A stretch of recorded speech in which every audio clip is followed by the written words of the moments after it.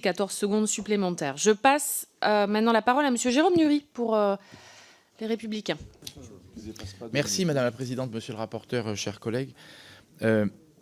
Premier sujet, je trouve que le rapporteur a mis en avant la complexité du programme d'investissement d'avenir et je pense que là-dessus, effectivement, il y a un vrai sujet par rapport aux dossiers qui aujourd'hui peuvent être montés d'abord sur les territoires avec des lourdeurs qui sont à souligner par rapport à nos entreprises, des délais qui sont souvent des délais excessifs, et puis aussi, il y a, je trouve, un sujet sur la validation des dossiers qui sont envoyés, où là, très souvent, les élus sont exclus, puisqu'en fait, c'est l'administration qui décide, alors souvent en passant par la BPI, par la DGE, et donc je trouve que ça pose un problème par rapport finalement à la démocratie, aux représentants que nous sommes, qui ne sont jamais consultés sur ces sujets liés au programme d'investissement d'avenir.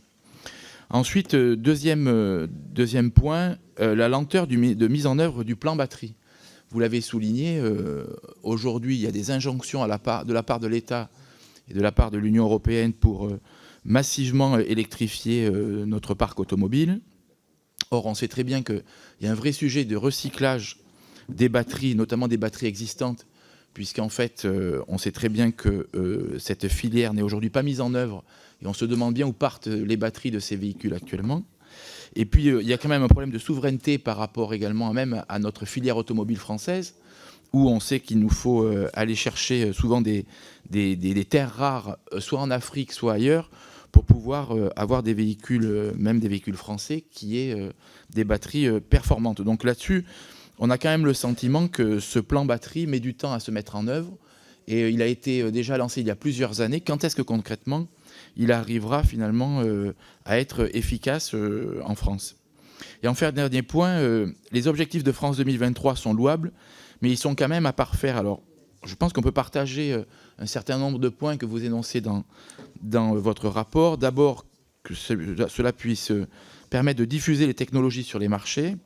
Ensuite, vous dites aller plus loin dans l'innovation. Et puis, vous dites aussi, au-delà des outils de production, avoir des infrastructures immobilières adaptées. Là, je suis tout à fait d'accord avec vous, mais sur les territoires aujourd'hui, quand une entreprise vient nous voir pour de l'immobilier d'entreprise, en fait, on n'arrive pas à mobiliser le programme d'investissement d'avenir au France 2030. Et c'est un vrai sujet parce qu'en fait, on va souvent chercher de l'argent à la région, au département, mais l'État n'arrive pas à être présent sur ces sujets qui sont des sujets majeurs quand on parle de développement économique. Donc en conclusion, France 2030 a certes une somme importante de plus de 30 milliards d'euros consacrée à sa mise en œuvre, mais son action sur les territoires, dans la vie réelle des entreprises de l'économie locale, a du mal à être visible. Une fois encore, ce programme donne l'impression que l'on est dans la politique fiction et non dans la politique action. On ne peut que le regretter.